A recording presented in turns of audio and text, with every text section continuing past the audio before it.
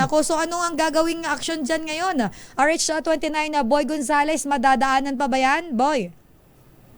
Hindi na nadadaanan. Sister L, Lakay-Deo, unti-unti na nauubos yung dalawang footbridge.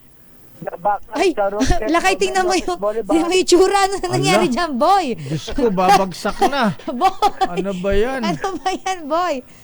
Yung mga bakod, ano na? At yung hagdan, Lakay, naubos Ala, na. Yung Diyos baitang. ko. Yung baitang naubos na, di na maakyat, ha?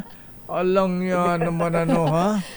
Anyari. Okay. Yung Lakay yung footbridge sa Pacheco Street, corner Mel Lopez Boulevard, wala na hagdanan, wala na rin railings, niligarig, binakal na lang nangangalakal Alang ya. Binibenta.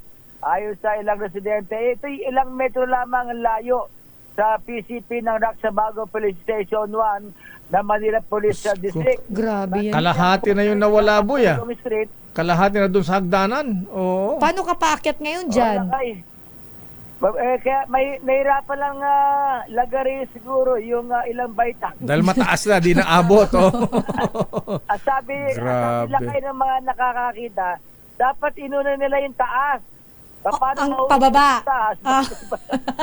Oo nga, no? Wala logic yung gumawa. Maging ang footbridge sa Kapulong Street, yung kanto ng Mel Lopez Boulevard, wala, kalansay na rin. Nilagyan na ng harang dahil sa bulok na ang sahig. Dahil disgrasya na raw, binakal na rin ng mga railings ayon sa mga residente na malapit doon sa lugar. Ito si Boy Gonzales para sa DZRH, una sa Pilipinas, una sa Pilipino. Maraming salamat, Boy Gonzales.